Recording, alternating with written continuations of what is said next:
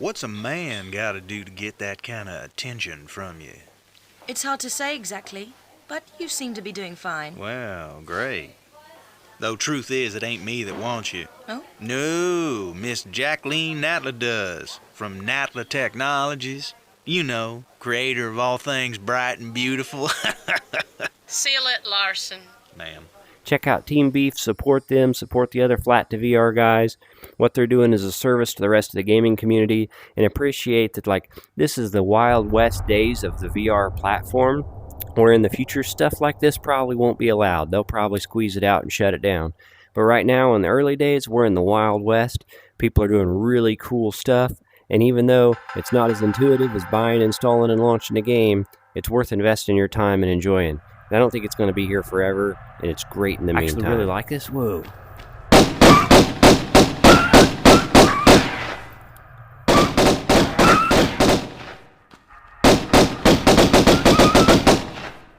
Great. This is great. I really like this. Like, time and time again, every time I sideload one of these old classic games like Nom and Duke Nukem, this, even Chex Quest, like, I'm blown away how much new life it brings to these old games and the simple art style and the simple level design.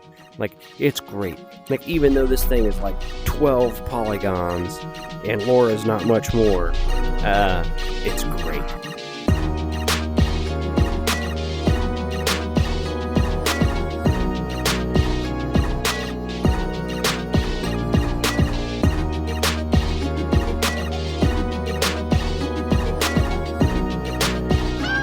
Welcome back. I am A Friendly Pest. Today I am playing Tomb Raider 1, the classic, in VR. This is a mod called RaiderXR from Team Beef. They have a Patreon. If you join at the free level, it has instructions and links to set all of this up. I'm running it natively on a Meta Quest 3. Today is going to be a good day. I'll talk about the setup just briefly, but I'm not going to go through it in depth. This does require side quest, so you have to create like an organization with your Meta account, put your headset in developer mode with the phone application. You'll need the PC app on your PC, the Meta Quest Link app now I believe it's called instead of Oculus. In there you will enable See Unknown Sources, and then once you have everything side-loaded following the instructions on side quest, make sure that you drop down from All to Applications so that you can change your filter to See Unknown Sources. That's how you launch SideQuest. Load this game. It does have like a free demo type thing that you can play, but if you own the Steam version, and I think you can have another version as well, like the GOG version. But if you own the Steam version, if you own the Steam version of the GOG version, you can use a file extractor to put those files in this game, so you actually own the game and the files, unlocks the entire game to be playable. And they've done a lot of really cool polished work with this. I'll show you a few things really quick, and then we'll jump into the game. Here's the settings, which you can tweak. There's a movement type that you can change. You can switch between perspective of view, and you can do that on the fly with the analog stick. There's even kind of a mixed reality mode, which is pretty cool. So we'll jump in the game. This is a game that I played like a free trial on the old PlayStation Jam Pack discs back in the day, but I never actually played this game. Not completely. So maybe it's something I'll do, because as I like to say, we'll start a new game. I tried to get this all working right. Playing these old games in VR, in my opinion, is the best way to play these old games. And I'm not going to make you suffer through these cutscenes. If you want to see them, you can. The resolution on them is terrible, but they're still kind of cool. We'll skip if it'll allow. Okay. So it starts in first person, which is really cool. Got 6 degrees of movement. You can fire the guns. They actually go where you aim, which is amazing. You can jump and all that stuff, right? It's the game. It's the playable game in VR, which I think is just pure magic. Like, shout out to the people at Team Beef and others that do flat to VR mods, because I think these old games are amazing in VR. Like, if we could get a library of classic games in VR, I think that's a system seller on its own. Let's check out some of the other features here. You do third person far. And then this camera, which I think is probably the coolest, even though you like stick your head through the wall here and there. I think this might be my favorite way to play the game. For a few minutes, we'll run around. We'll run around in first person because, you know, this is a VR channel, right? Stand up.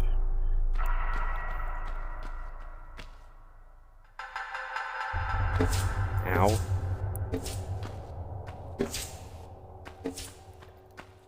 And again, I never actually played this game back in the day, just a demo.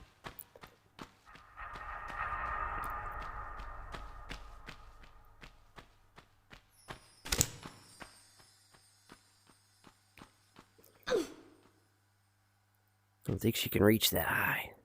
Nope, she can't. Go this way.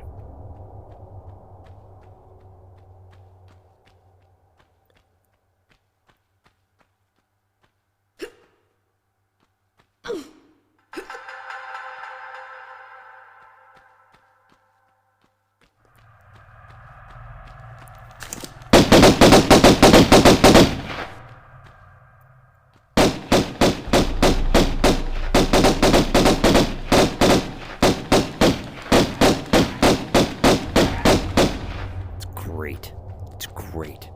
I think these classic games in VR, and I'm going to say that over and over through the course of the video, but it just does it for me. I think it's just great. And, you know, the beauty of the simple art style of the day is that it runs very well on modern mobile devices, which are only getting better. I saw a statistic last week, the new iPhone. I don't know if I can reach this, but we'll try. I cannot.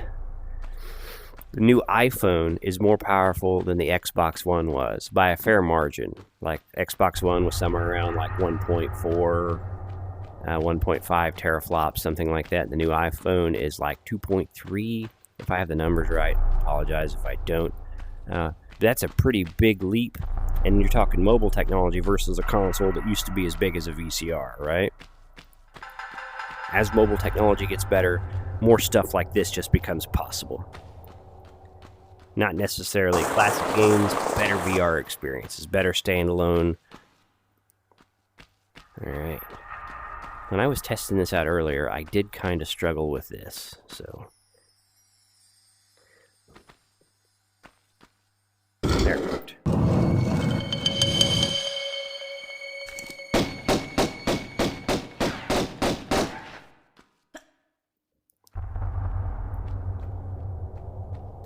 This is probably my favorite way to play it right here. Maybe that doesn't make sense, but I really like an isometric camera with VR. And it's like, well, what doesn't that defeat the purpose of VR? Not really, because you have depth on it. Put my guns away. You have depth on everything. You can kind of look and lean and check stuff out. It's great. Makes me want to look up more games that kind of fit this genre. Like Moss 2, Max Mustard. Those are all games that I have not really played. Like I briefly started Moss, but I didn't get very far because I enjoy this camera so much in this game. Like I'm motivated to go try those games as well. Look at the doggies. See if I can pivot the camera. There we go. Duck under this. I'm also old enough to remember when like Tomb Raider was an absolute system seller. You know what I mean? Look at that. That's super cool. Like, there was a time when these games were huge. And I recognize, like, the new ones did pretty well as well. Huh, it was, like, in the wall. Maybe we can go back around to that later. Kind of hard to see. Switching to first person.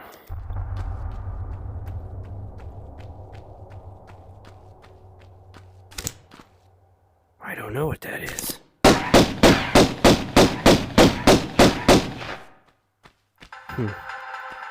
Gun's kind of flickering a little bit for some reason. So I think we can make the jump. Maybe we can interact with this thing. Oh, it's a save point. Well, there's proof that I haven't really played it.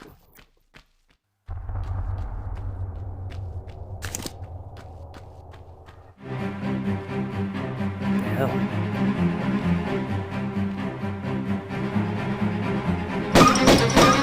Run away! Run away!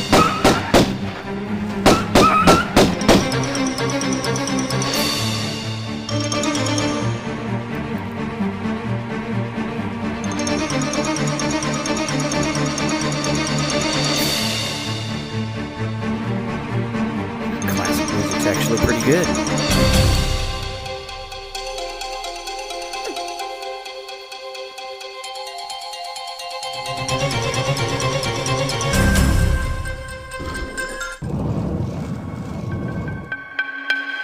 I wonder what that did. There's something over here. By the way, to fellow, oft times native recorders, we found something cool. I think it was just HP. I found out that the camera settings now include... Oh, the door temporarily... But it was timed. Okay. We can do it. I found out that the native recording options have been improved to include audio balancing for your app and your microphone. So while just recording natively without adjusting that, the games are often too loud. There are actually built-in settings now in like the MetaQuest OS to improve that. So thought I would share that information because it's made a big difference in my content lately. Come on, get up, get up. Get up, get up, get up.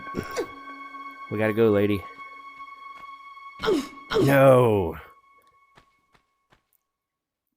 Oh, classic platformers. I don't think we're gonna make it. We're gonna try.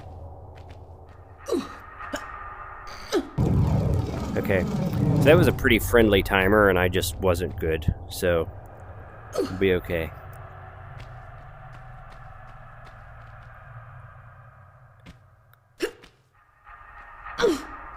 Even with the controls being kind of modernized, it is an old, cumbersome game. But it really doesn't play bad. I think I'd like to highlight that. Nailed it.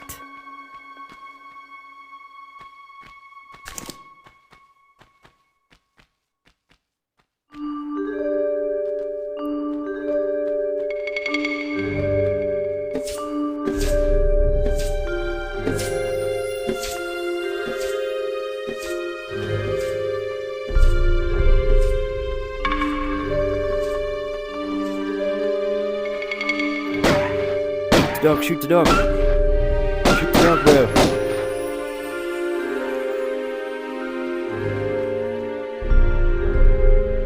So we're supposed to go in there.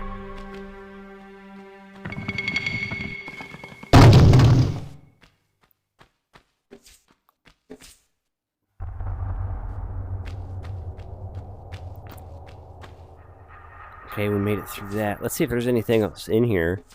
I know there's a big door down there, so we'll have to find a way to open the door. This is not bad. This is not bad. I would say it's even kind of simplistic but entertaining level design. I'm enjoying myself. It's my first time playing this game, so it's all new. Really, anyway. I remember that demo. You were in like a kind of a cavern or a pit, something like that. I hit the button. It just didn't work. And as like punishment, now I get to eat these arrows. Getting better at dodging them though. Okay.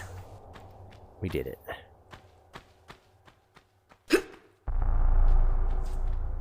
To explain the controls a little bit, and they do have a graphical overlay. Like right trigger is how I'm kind of grabbing edges, stepping up over small edges, that sort of thing, interacting with items I find on the ground, pushing buttons. B, on the right hand, pulls up the pistols, and you have to pull them up or they don't shoot. And if you're in VR mode, left trigger and right trigger are separate, but they're not separate when you're in the third person modes.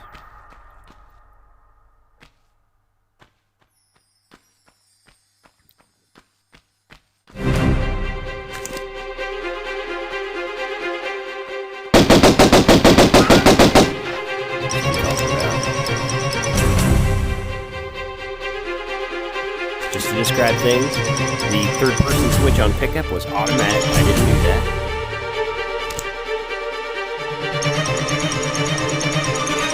struggle a little bit with buttons and stuff when I'm in VR.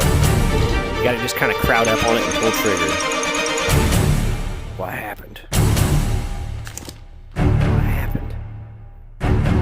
Let's try that again in third person. Maybe I can see it better. Okay, I'm probably supposed to see something when it's blacking out on me. So my guess is the route is probably open. Yes. We did it. Okay. And now saving done. Okay. Some of the camera changes are a little jarring. Otherwise, very polished experience, especially considering the age of the game. And I think it's loading or something because suddenly I can't move. Okay, here we go. Kills 10, pickups 2, secrets 0 of 3, which is surprising. I didn't really see that much opportunity for secrets. I guess I did see a few things that would have, you know. Anyway, hit A, and it moves on. We'll go to the next level. I'll probably stop recording it here. Just make this kind of a short Wednesday video. But I'm telling you guys, I actually really like this. Whoa.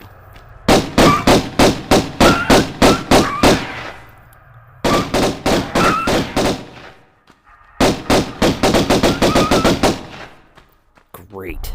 This is great. I really like this. Like, time and time again, every time I sideload one of these old classic games like Nom and Duke Nukem, this, even Chex Quest, like, I'm blown away how much new life it brings to these old games and the simple art style and the simple level design. Like, it's great. Like, even though this thing is like 12 polygons and Laura's not much more, it's great, right? It works perfectly, standalone, it runs super smooth. I even like the billboard flat pixel graphics, sprite graphics. Fantastic, fantastic. I like, ooh, check that face out. That's pretty creepy, kind of cooked in there. Anyway, I'll wrap it up. Let me know what you guys think below. I'm sure most people interested in this mod probably played this game before in their youth. Oh my goodness, this is not good.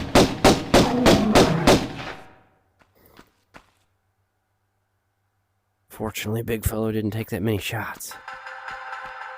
Why are there bears in the tomb?